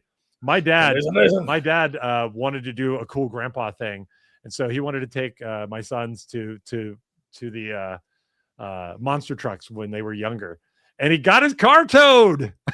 He parked in the wrong spot, and he freaking got his car towed. And he was like, "Oh man, yes, Furtado knows." Chris knows all about the Tangerine Bowl, the Citrus Bowl. I'm gonna say one bad word. We don't usually use bad word, but we call it the Citrus Bowl. That's what we call it if you're from Orlando. Oh man, that's so funny. Yes, that's true. Valenciara says the Jags are getting a new home. Well, that's cool. And Chris confirms it. Went to a Pro Bowl over there and they bust us in. Yeah, I'm not surprised. Inspector. It's not the best of neighborhoods. It's more of a renovation now, not the whole new stadium. The guy who owns the Jaguars is the father of the guy who runs AEW wrestling. Did you know that? I did not know this. No. Yeah, they're very wealthy and they can do wrestling and professional football all in one family. Imagine that. All right, John. It's an hour and 30 minutes. I know you haven't had a lot of dog time. Do you want to do a quick flyover of some shirt drops from this week? Yeah, let's do a little quick. All right. Yeah. We'll do it. Don't run away, folks. We've got some spicy things to say about some shirts. They had the office hours collection here, John. A lot of kind of originals here. What did you? Which of these shirts did you like? Well, first of all, I think it's really cool that teachers got their own drop. Obviously, we love our teachers, yes. And I think it's really cool that they got something of their own. So really happy for them, good for them. And this drop definitely speaks to a lot of teachers for sure. I honestly was really impressed with the Did You Do the Reading? That was my favorite. I had a lot of classic novels on it, a lot of books in there that I read as a kid. And It was definitely a good time. Honestly, I thoroughly enjoyed that. I thought that was really a really nice shirt. Is this a Forest shirt also? That is a Forest shirt. Yes. Yeah. Forest did design that shirt. Yeah. Well done, Forest. I know you don't listen to the podcast, but well done, my friend. Well done. Close second favorite is Please Excuse My Dear Aunt Sally. PEMDAS. You know what that is, John? Tell me. You know what that is? He knows the PEMDAS. Absolutely. Yes, parentheses, exponent, multiply, divide, add, subtract. That's right. This is why I get those quiz problems on the internet correctly. Yeah. I love it. This looks like it was straight out of my geometry textbook. Yeah. No, actually, really good looking shirt. This is more trig. This is more trig and analytic geometry, not just straight up geometry. So okay. Yeah. Good to know. Dope shirt. Dope shirt for sure. Yeah. What about you? Well, PEMDAS was a big one. The number 2 pencil. Yeah. There is a do you remember Mystery Men? Have you seen that show? No. The movie? Mystery Men is the off-brand superhero show that Ben Stiller is in. Pee Wee Herman's in it. William H. Macy's in it. It's a pretty star-studded cast. You gotta see it. It actually holds up. There's a scene where, similar to the way when Deadpool is recruiting for X Factor in the first Deadpool movie. There's one where I am Pencil Man and I am son of Pencil Man, and it immediately took me back to this. If Danimal was here, Danimal would totally get that. So I thought number 2 pencil shirts. And you know what? You know what it's got, John? Look at that.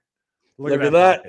Look at that. Pocket. You got it. We got it. Let's roll that beautiful bean footage. That's what we're talking about, people.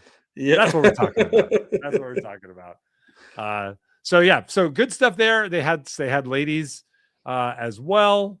I thought that was cool. They also had some youth shirts, which is cool. Like if you want to if you're a teacher and you want to bring your kid to school, you can put them in a number 2 pencil shirt. Yeah. No, thank you. Okay, then, since we're on the Disney tip, the Haunted Mansion came back around, and this was a pretty crazy drop. And it's like, can we have at least a couple days break? They jammed us up. What was your reaction to this Haunted Mansion drop? I was a bad boy, Dustin. They got me. Oh, and they got me bad. They got me bad, Dustin. Haunted Mansion, one of my favorite, a classic at Disney World. I mean, truthfully, in Disneyland, really, a classic ride to so many. And I definitely got my feels in this drop, and I bought more than I probably should have. Can I guess what you bought? Sure, absolutely. All right, let's see. I'm gonna guess that you bought this 999 Happy Haunts. Yeah. I'm gonna guess that you bought this Room for One More. Yep.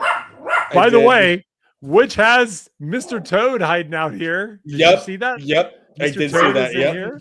Yep. Let's see. I'm gonna guess that you got. Did it stop raining? No, my dinner's here. I ordered dinner.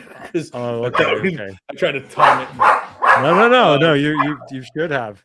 Did you get this one, the Spirit Soiree? I did not. No, I did not. Okay. The other one I thought that you definitely would get would be this hoodie. I thought you would get this hoodie. You need to go over there. Just give me 10 seconds, okay? Yep. Give me 10 seconds. I'm sorry. No problem. We're gonna mute that guy, friends, so we don't have to listen to his dogs go bonkers. I think John got this. Why? Because 1, John's a hoodie guy. 2, because it's purple, and that's John's thing. The interesting part about this is it doesn't have a zip, and it's not a performance hoodie. This is not a performance hoodie. This is one of the classic hoodies. And so I think John got this. And I think John also got this hat because it is also purple. Maybe he also got this Mansion's Mark as well. I don't think that he got any of the ladies or youths. What do you guys think? What do you guys think that John got? Am I missing anything? Yeah. I think the big one for me is, I muted him. Okay, welcome back. All right, so I said you got that 99. I said that you got this Madame Leota classic hoodie, this one with the purple. I said that you got this hat. Oh, you can't hear me? Check. 1 2 1 2. I can hear you. Did John? Can't hear anything. Can't. He screwed it up. I hate this thing. He probably messed up on his end. All right, he'll figure it out. We'll figure it out here. So yeah, Ron said something here that's kind of good. Haunted Mansion was awesome, but not a need. And I agree with you. Yeah, it is a technical foul.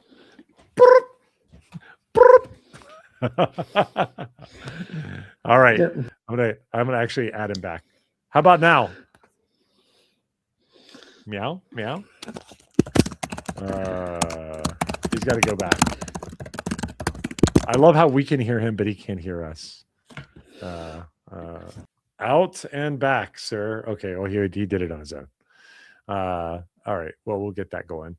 So we'll come back to this in just a second. I actually want to move on to another key topic here, which was the new commuter backpacks. Now, I just got a new backpack, so I was actually very irritated by the drop of a new commuter backpack, but they dropped 2 new bags, and they're the same style.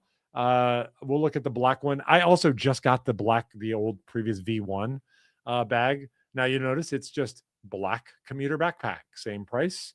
And this is a pretty good looking bag. I mean, it's got a nice profile here, some spacious zippers. Look at the pulls. I mean, these are going to last. This is the kind of bag that you want if you're going to be using it quite a bit. A couple of spaces here for external water bottle holders. Very important because, you don't want that water soaking into whatever's inside of your bag. So it's one of I really appreciated that those were there. I believe you might be able to zip them out. Oh, I got to bring him back. Are you back now, sir? Can you hear me? Yes. Okay, well, I'm just going to get rid of the headphones then. The headphones. Okay. It's all on John. It's all on John. I suck. Yeah, exactly. And then, you could tell this is a MacBook. It'll fit. So they're saying, hey, yeah, you can actually take this with you. It's got a lot going on for it in terms of straps here. It's got compression. I will just say this.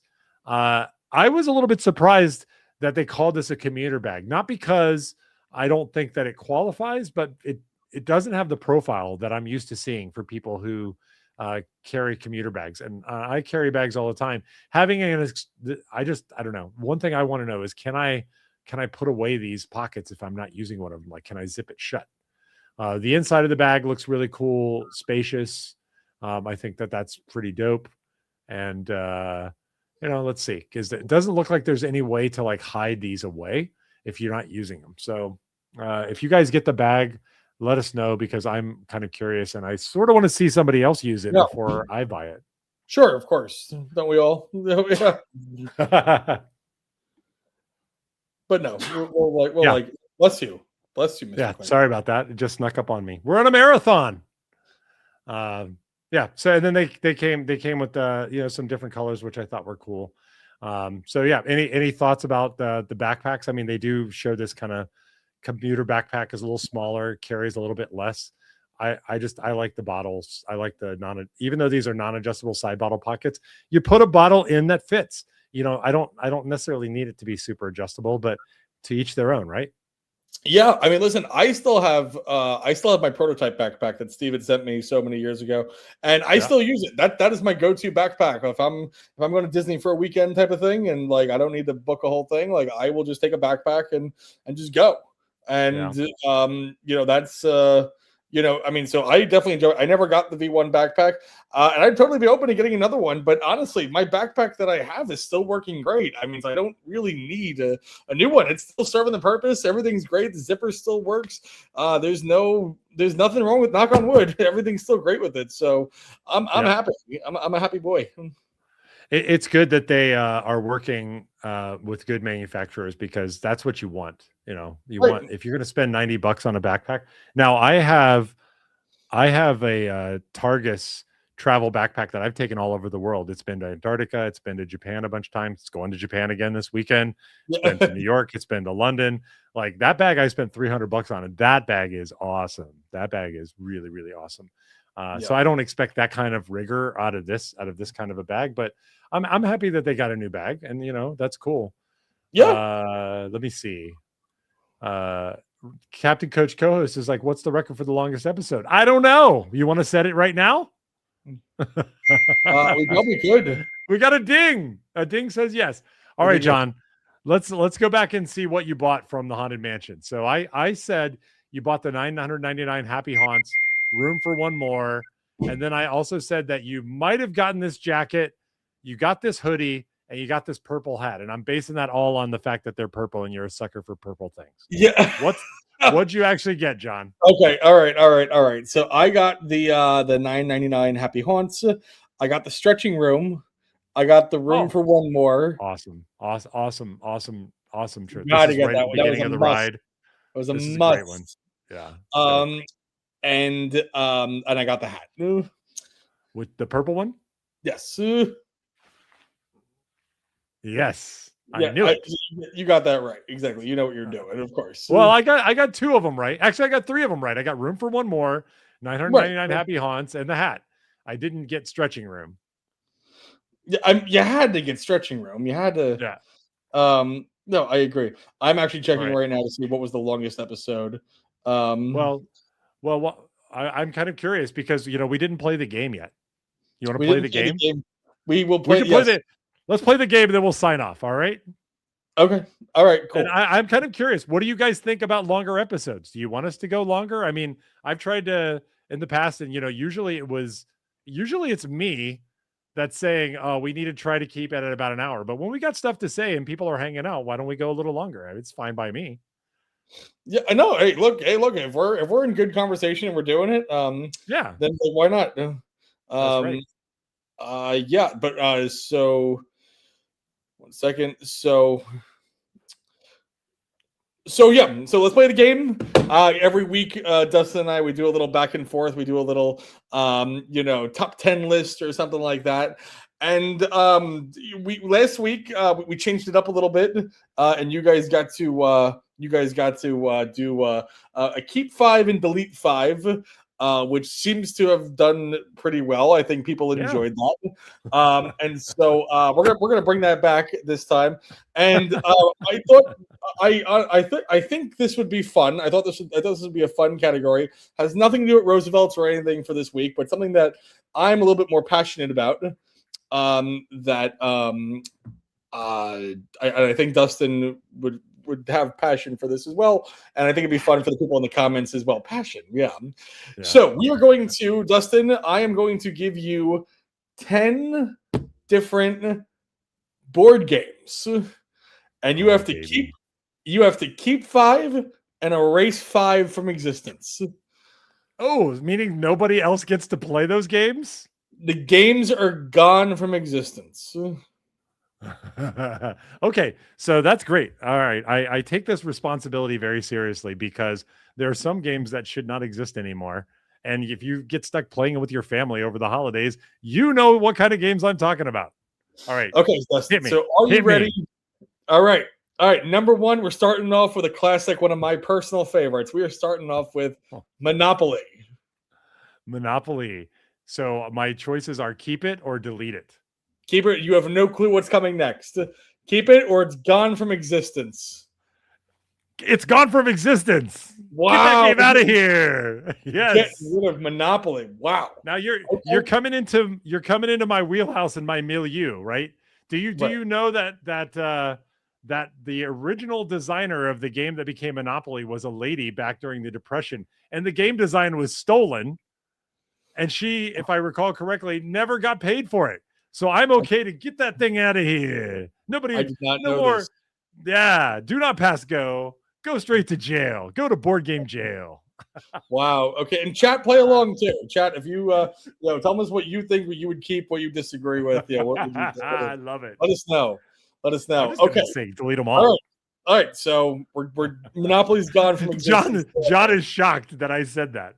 He's like, I can't believe Monopoly's gone. Monopoly's my favorite. I fucking love Monopoly. What? It doesn't. I don't even know what you're talking about. That game doesn't exist. Doesn't exist. Yeah. All right. Next one is gonna be Clue. Oh, Clue. Let's see. Clue. Clue's pretty fun. Clue's got a lot of different possibilities. Clue's got some good cultural zeitgeist. It's not a great game from a game design perspective, but it's pretty fun. You have 8 more games on here, Dustin. You have no clue what's going to be on here.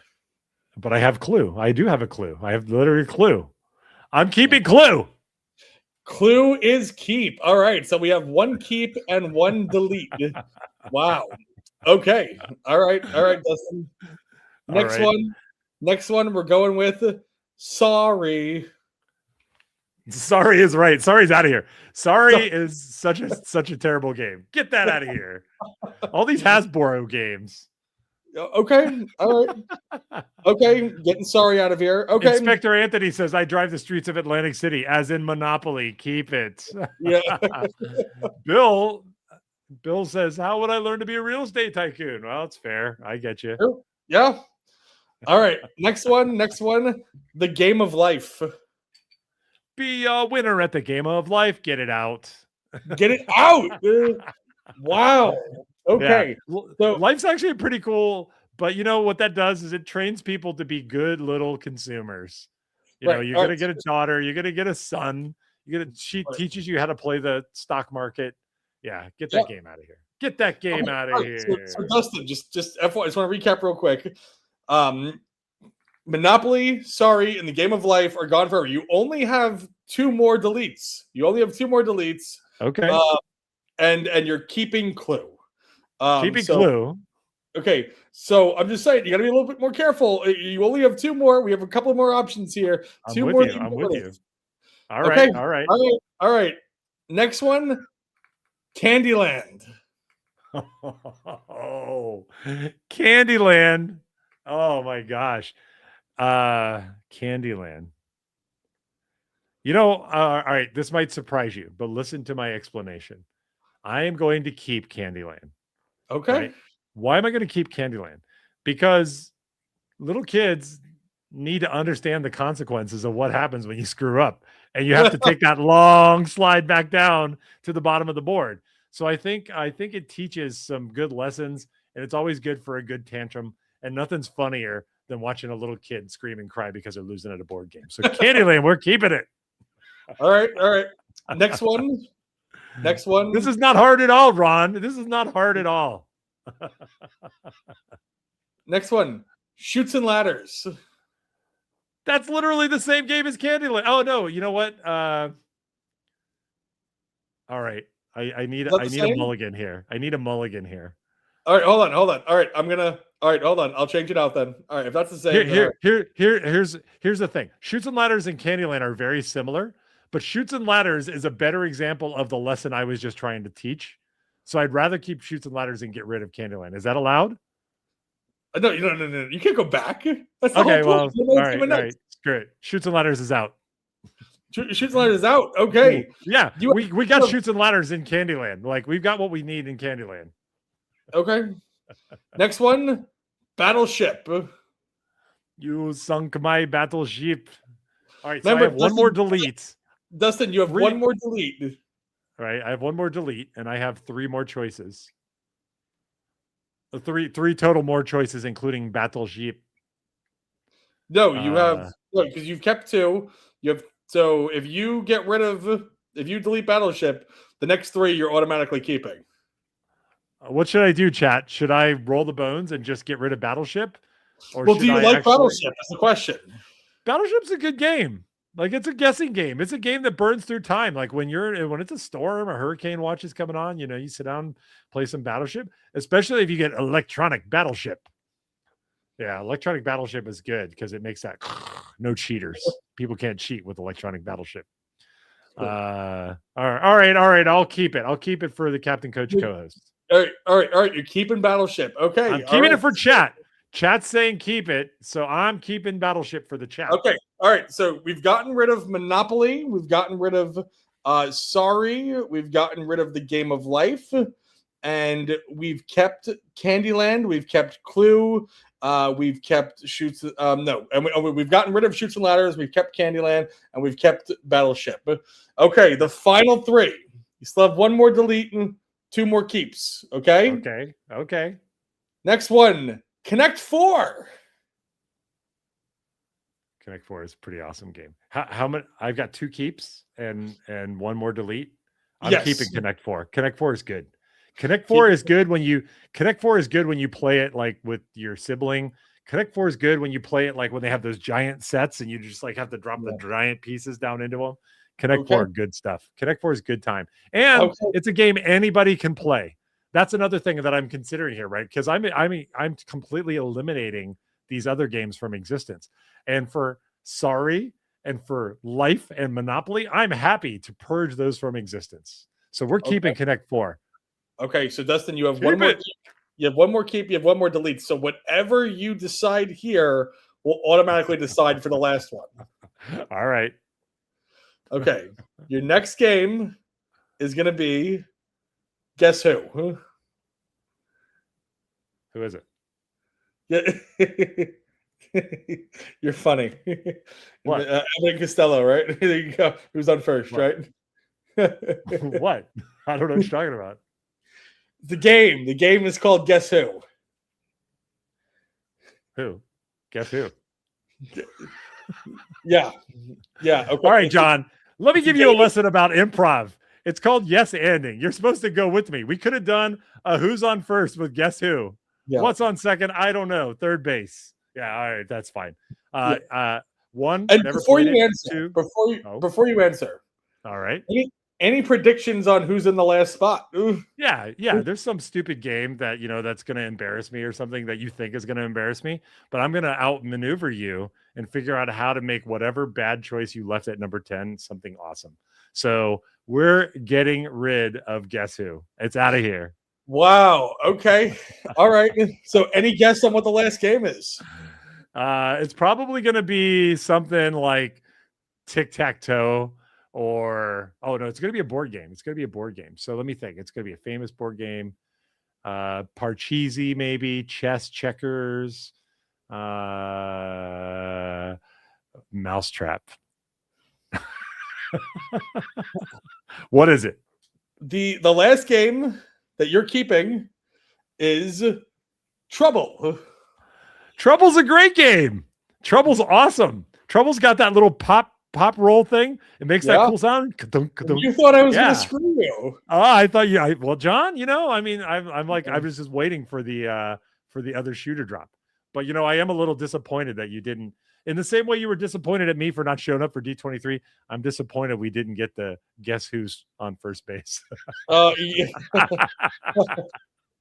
Trouble's a great game. Trouble's fun.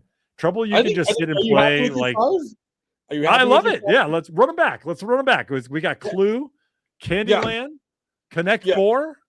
We got Trouble. And what else did we keep? Let me get the thing real quick. That you kept you kept Clue, you kept Candyland, you kept Battleship, Connect 4, Trouble. That's cool. And we got rid of Chutes and Ladders, we got rid of Monopoly, we got rid of the Game of Life, we got rid of Guess Who. Yep. And we got rid of one more. You got rid of Monopoly. Sorry, you got rid of Sorry. I'm sorry, I didn't even remember because it doesn't exist anymore. This game is fun, John. This is, by the way, I gave you kudos last week, even though you weren't here, and we all know you didn't listen to the podcast. So don't even try to pretend. But I gave you the shout outs for coming up with this idea. This is fun, and I think the chat likes it too. I think it's a fun time. I agree. It's a fun game. Yeah. Yeah. I also like that we put it at the end, so we were able to kind of have some fun on the way out the door. So good times, man. I agree. All right. Definitely the longest podcast that we've done. So welcome to the new record here. I think it's great. You and Ron can have a go at beating this next week if you want to. Friends, I'm going to be in Japan. I will send some photos.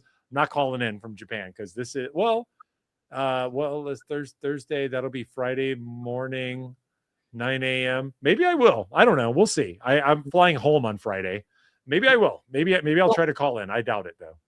I forget who it was, but somebody at D23 came up to me and said, "Oh, John, I love at the end of the episode when you give like your mom's recipe."